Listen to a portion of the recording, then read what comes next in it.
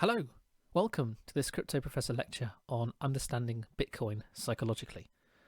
In this lecture, I'm asking the question, is Bitcoin about to go mainstream? I've borrowed from a number of books and resources in the construction of this lecture: Diffusion of Innovations by Everett M. Rogers, Crossing the Chasm by Jeffrey A. Moore, and The Tipping Point by Malcolm Gladwell. I've also taken certain extracts and ideas from On Being Certain by Robert A. Burton and The Structure of Scientific Revolutions by Thomas S. Kern. So, what is Bitcoin doing right now? We've seen the ebb and flow of the markets. We saw the big pump in 2018, the consequent sell-off during the rest of the year. 2019 we had a resurgence, but that ultimately failed, and now we're at breakneck speed approaching the all-time high. The all-time high is an interesting perspective psychologically, because we have people now who've been in the market for the entire time of the bear market of 2018, the corresponding rally in 2019, and they're now actually profitable. So there are people who have been waiting 3 years to take profit. Retail traders around this region have that figure, $20,000, in their head for 3 years. They are therefore going to be reluctant to buy at this price just because they know people did get trapped in the market previously. I believe that this most recent rally is caused by institutional adoption. Yes, retail traders are buying Bitcoin and they are selling Bitcoin, but the number of adoptions that have been taken up by institutions is at an all-time high. That's why the angle of ascent on this chart is around about 75 degrees. It's actually one of the most bullish movements from Bitcoin in its history, only beaten by the movement in November and December 2017, early 2018, where we saw the price escalate to almost a 90-degree ascent very, very quickly. But that was caused by the furore and the excitement around cryptocurrency and people wanting to run their profits as much as possible, and was caused in majority by retail traders as opposed to institutions. The black line that runs through this chart is the median or average price of Bitcoin, and as you can see, it's slowly rising. Now, that doesn't necessarily mean we're never going to come back to test that region. Okay, so anyone who's buying Bitcoin at $20,000 has to have a very high degree of knowledge or certainty that the price is going to break through the all-time high and continue on higher. As of this recording, we have not yet breached the $20,000 price. We got up to $19,800 recently, but we haven't yet broken it, with too many people wanting to take profit on their Bitcoin around about the $20,000 figure. And if this was an asset that institutions were trading, there'd be a lot of short sellers around about the $20,000 region to capture the volatility at that very psychological price. So that's why we've seen the breakout recently. The number of institutions buying huge amounts of cryptocurrency, particularly Bitcoin, have caused the price to assume an ascent. And the number of people who wanted to run their profits have also increased. Bitcoin is the first mover for cryptocurrencies. Some people believe that Bitcoin is the only cryptocurrency worth investing in or supporting, and these people are called Bitcoin maximalists. They believe that every other cryptocurrency, including Ethereum, Ripple, etc., is just getting in the way of Bitcoin maximalization. These people genuinely want Bitcoin to ascend to $1 million plus and are very happy to hold their Bitcoin with that expectation. There are other people and other investors who believe that Bitcoin will eventually be replaced by other, perhaps not invented yet, cryptocurrency projects, or even cryptocurrency projects that do exist today, such as Ethereum. These people are called generally Bitcoin minimalists, and they are two extremes. The Bitcoin maximalists are an extreme of Bitcoin, and the Bitcoin minimalists own hardly any Bitcoin and see it as an expensive, inefficient, lumbering first mover in the world of cryptocurrencies, because there are obviously, of course, there are a greater number of cryptocurrencies which have much more usefulness and less adoption history problems than Bitcoin itself, with its 10-minute transaction time, with its large file size, and with its relatively expensive fees compared to other cryptocurrencies such as Ripple. Bitcoin is the first mover of a new wave of digital technologies called cryptocurrencies. That is without a doubt. If the last 10 years has demonstrated anything, the number of people who now know about cryptocurrencies because they know of Bitcoin is through the roof. And all cryptocurrencies are based and rely on blockchain technology. That includes Bitcoin, and it includes Ethereum, Ripple, etc. They all rely on blockchain technology. Without blockchain technology, they cannot exist. That is the key technology that all cryptocurrencies run on. I believe that Bitcoin is at its tipping point. That's why we're currently hovering around the $19,000, $20,000 region, is because the psychology says people aren't particularly happy with the price to go over $20,000 yet, because intrinsically they don't believe that Bitcoin has that value to hold. But that will deteriorate the longer that Bitcoin stays around about the $19,000 to $20,000 region. So what is Bitcoin now doing in terms of people's psychology? Well, Bitcoin has existed for over a decade, or for one whole generation. Believe it or not, there are over 1 billion people alive today who are younger than the Bitcoin network, which was obviously founded in 2008. Bitcoin is well known, but not well understood. 1 in 5 people have heard of Bitcoin worldwide. Usually they have negative connotations or a negative idea of what Bitcoin is, but at least they have heard of it. Over 10% of Americans and 5% of Europeans own at least 0.1 Bitcoin. And it is estimated that 1% of the world population, or around 80 million people, own at least 0.1 Bitcoin's worth of cryptocurrency, of a particular cryptocurrency. So the number of Satoshi that will require you to have 0.1 Bitcoin. In terms of a technological adoption, it's been extremely rapid fire. And the progress that has been made in the last 10 years in terms of cryptocurrency adoption and use has been at the forefront of human development. This tipping point is going to be psychological in nature. I think that is the thing that is holding Bitcoin back at the moment, is just psychology. For the last 10 years, Bitcoin has been the domain of visionaries and early adopters. People buying on a punt, people buying for speculative reasons and then realizing they actually made quite a lot of money. And this is around about 16% of the potential maximum market for Bitcoin. The next stage will bring in another 34% of the world population who will use Bitcoin technology as a hedge against a wider backdrop of economic instability. And this is already happening, for example, in countries such as Venezuela and other developing countries, where the market for Bitcoin is sometimes larger than their country's stock market. In 2019, Venezuela had a Bitcoin market worth around about 8 times its stock market.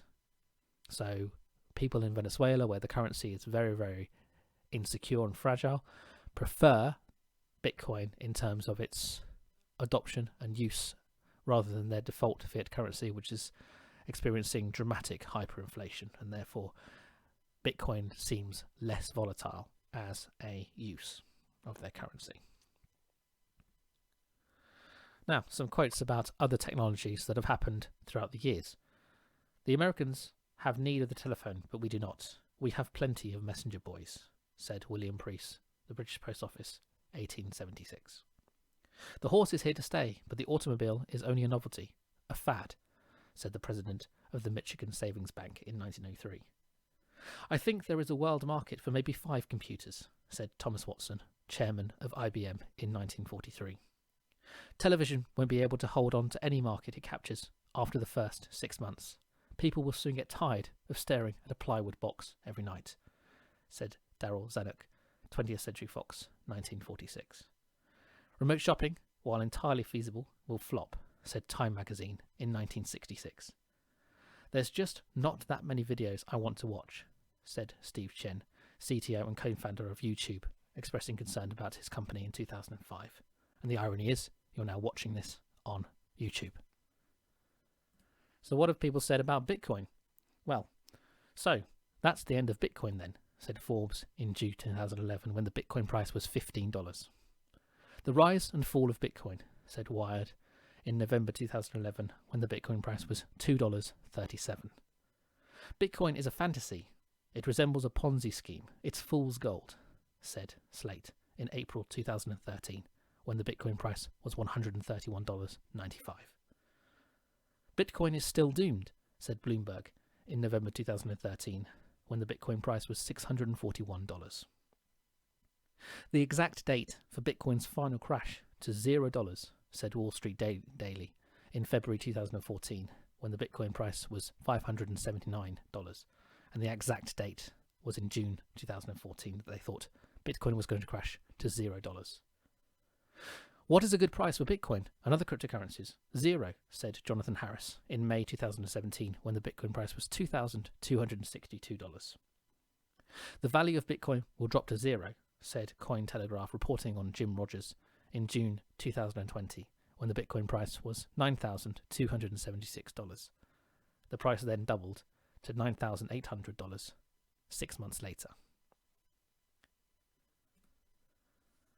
Despite all that negativity and the 341 other Bitcoin obituaries that have been written, Bitcoin's perception is starting to shift. People are experiencing what is known as a paradigm shift for Bitcoin and more generally cryptocurrencies.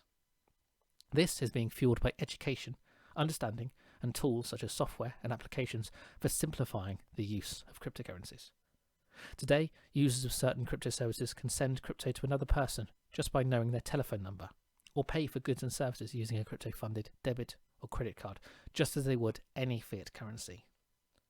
Bitcoin has been called the most peaceful revolution in history.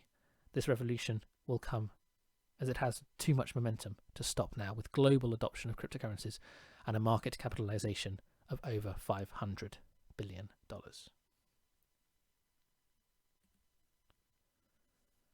Reading this sentence will allow you to experience what it's like to have that aha moment of understanding the paradigm shift of cryptocurrencies. A newspaper is better than a magazine. A seashore is a better place than the street. At first, it is better to run than to walk. You may have to try several times. It takes some skill, but it is easy to learn. Even young children can enjoy it. Once successful, complications are minimal. Birds seldom get too close. Rain, however, soaks in very fast. Too many people doing the same thing can also cause problems. One needs a lot of room. If there are no complications, it can be very peaceful. A rock will serve as an anchor. If things break loose from it, however, you will not get a second chance.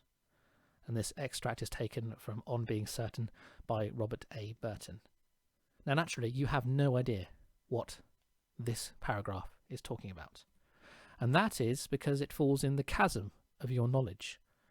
You have the missing piece, the missing paradigm shift that it takes in order to understand the sentences entirely in their context. And that is what people commonly feel with Bitcoin. They know it exists, they know the words, but they don't understand why it needs to exist, why it's important, and why people might be buying or speculating with it, or even encouraging it, or even developing it, as is the case with the majority of cryptocurrencies. Once you cross the chasm, once you cross the paradigm shift, you then instantly understand why the market is behaving as it is, why there's so much excitement about cryptocurrencies, why Bitcoin is on everyone's lips, why Square, PayPal, MicroStrategy, etc. are buying huge numbers of Bitcoin and other cryptocurrencies. But until you get that aha moment, it's very, very difficult to comprehend. The aha moment comes when you're provided with that little bit of knowledge, with that little bit of an idea about why cryptocurrencies are important. So read that paragraph again. A newspaper is better than a magazine. A seashore is better than a place in the streets. At first, it is better to run than to walk. You may have to try several times. It takes some skill, but it is easy to learn. Even young children can enjoy it. Once successful, complications are minimal. Birds seldom get too close. Rain, however, soaks in very fast. Too many people doing the same thing can also cause problems. One needs lots of room. If there are no complications, it can be very peaceful. A rock will serve as an anchor. If things break loose from it, however, you will not get a second chance. With the kite in the background, you have that little bit of knowledge that makes that entire paragraph make sense. Without it, you have no idea. And once the idea settles in, you can't unread the paragraph. You know now, even if that kite disappears, what the paragraph is talking about. The same ideas are with cryptocurrency. If you just know Bitcoin is a scam, if you just know Bitcoin as criminal money, then all you're going to do is think of Bitcoin as a scam and as criminal money. But if you cross the threshold and educate yourself and understand why Bitcoin is needed, why cryptocurrencies are needed, then your entire perspective will alter. The technology chasm. Every new technology has a chasm. When computers were first discovered or invented, only a select few people could imagine their potential to change our lives. Computers were very difficult to use and very impractical. Not only were they the size of houses, to do anything required knowing code that looked like print, c-file.txt, etc. And that was only to print something using a Word document. It wasn't exactly user-friendly. You were expected to know all that information up front, and the learning curve was huge. Ken Olsen said in 1977 that there was no reason for any person to have a computer in his home. We know what happened next. Today there's a proliferation of computers. Even washing machines and dishwashers have more computing power than it took to get to the moon in 1969. We have smart screens everywhere. We have jobs that can't exist without computers. In actual fact, we have entire operations in our lives that can't exist without computers. The paradigm shift that happened with computers will also happen with cryptocurrencies, and the technologies that exist today will be pale in comparison with the technologies that will exist in 10 or 20 years' time, enabling the masses to start to use cryptocurrencies more easily than ever before. Bitcoin as an idea is contagious. The idea of Bitcoin is actually contagious, even if people don't have the right ideas about what Bitcoin is. For example, they think it's a scam. The idea that Bitcoin is criminal money, or the stories about Bitcoin billionaires and the elusive identity of its founder, Satoshi Nakamoto, all add to the stickiness of Bitcoin as a concept. If you understand Bitcoin a little better than most, it becomes even more contagious, because controlling and owning your own money without banks or other institutions, transferring value internationally for very small fees, and using a digital global asset-backed store of value which increases in value the more it is used by the population. And that is a story that doesn't happen with any other asset. Gold doesn't increase in value the more it is used because it has a finite limit that will ultimately reach a cap. Fiat currencies don't increase in value the more they are used because they will depreciate, because the more fiat currency that is printed, the less able it is able to hold its value. Shares don't have a fixed value because they can just be diluted or split, as has happened recently with Apple. The Pareto Principle. This is the 80-20 principle. 80% of consequences come from 20% of the causes. These 20% have previously been large retail investors who hold thousands of BTC, otherwise known as whales. But what has happened over the past year or so is these whales have started to either sell or invest their BTC in other services which progressively pay interest, and therefore their market share is diluting. Recently, institutions have started to gain control of the market and will become the new 20%, with whales relegated to retail investors through the distribution of BTC. The number of whales or Bitcoin whales in the market has actually been in decline for the last 3 years. This means that the 20% who own the majority, or 80% of cryptocurrency going forward, or particularly Bitcoin, will be institutional investors and institutions who are holding Bitcoin, who have a very different psychological dynamic than retail investors and retail traders. So what does this mean for the price of Bitcoin? Well, if it only takes 20% of the market to make 80% of the market react either bullishly or bearishly, then the market is going to be determined by institutional investors.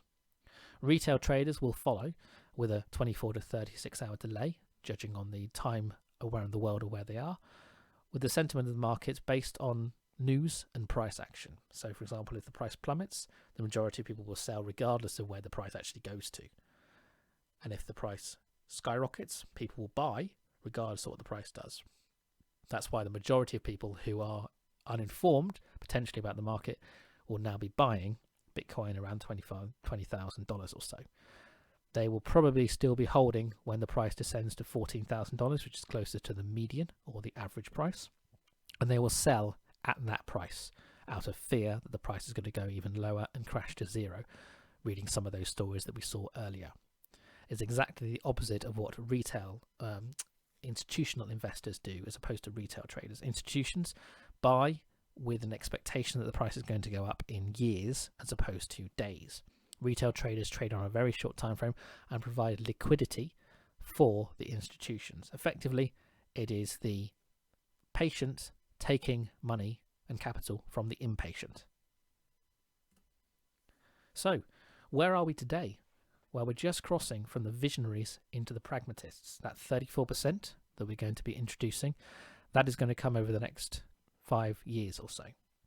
And that's probably going to cause the next large, big wave in the Bitcoin price. So at the moment, we are on the cusp of going across that chasm. This may take a couple of months, 6 months, say, before we have another start of an early majority getting involved in cryptocurrencies.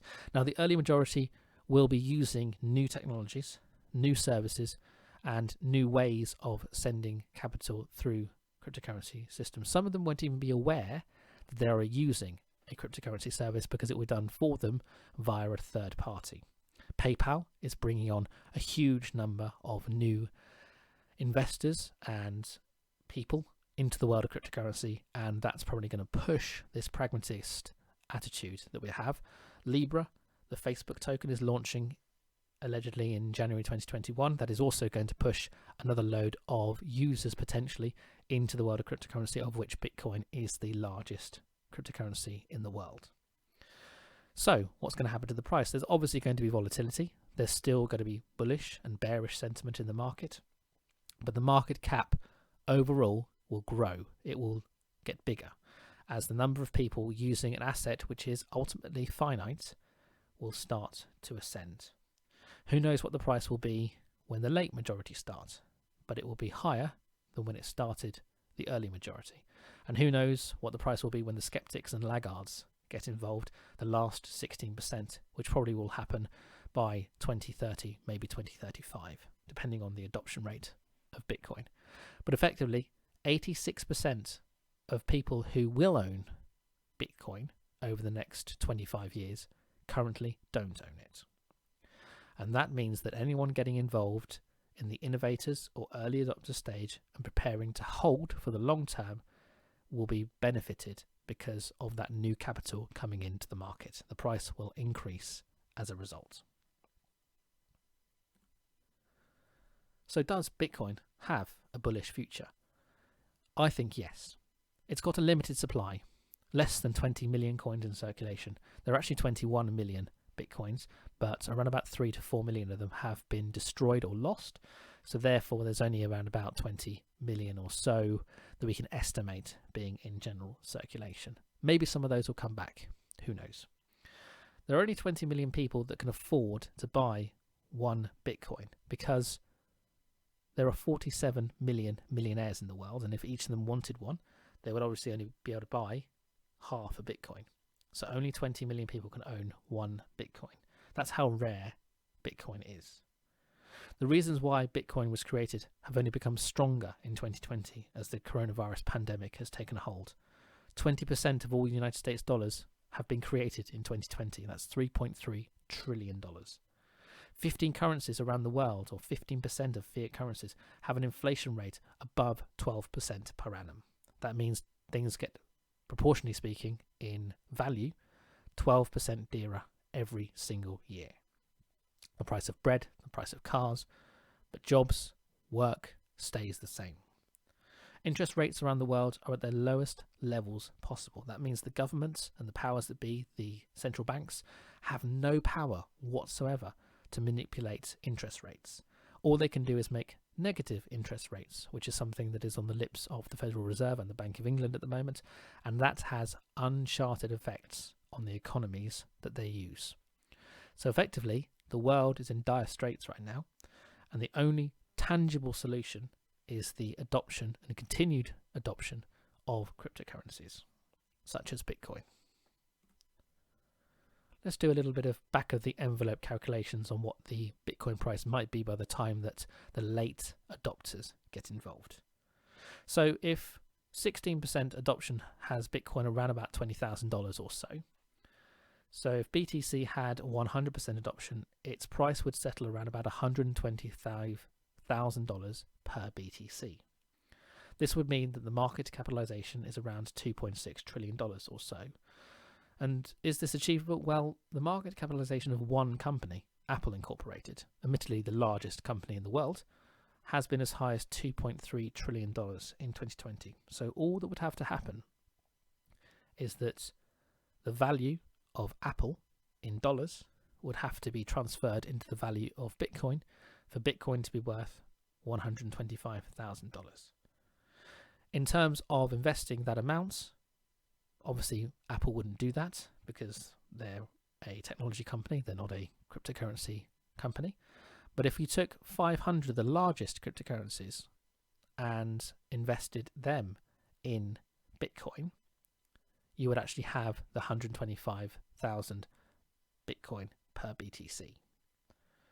So if you took the S&P 500, for example, and every company put 1% of their worth into Bitcoin, you could have Bitcoin over $125,000. I think that this is a long-term forecast for Bitcoin. Perhaps by 2050, we will see Bitcoin at six figures. There are other bullish predictions out there that call for Bitcoin to even be at 6 or 7 figures by that point. But I think the average price that it will settle at around about 2040 to 2050, when the majority of people have got involved, will be around about $125,000. Again, this is a back of the envelope calculation and should only be taken with a little bit of a pinch of salt, and assumes that the adoption of Bitcoin is going to be the same as it has been previously. That may change. There may be other technological advances with Ethereum or Ripple, for example, or a cryptocurrency that doesn't exist yet that will take the crown from Bitcoin. But the way things stand at the moment, the bullishness for Bitcoin is very high, and I am excited and looking forward to talking more about it over the next few years and decades. If you've enjoyed this video and would like to get $25 of CRO completely for free, please sign up to Crypto.com using our referral link in the description on this video. The Crypto Professor likes feedback. If you've enjoyed this video, please don't forget to like it. If you'd like more of the same, please don't forget to subscribe. Or if you have questions, please post them in the comments and I'll endeavour to answer them for you. Thanks for watching.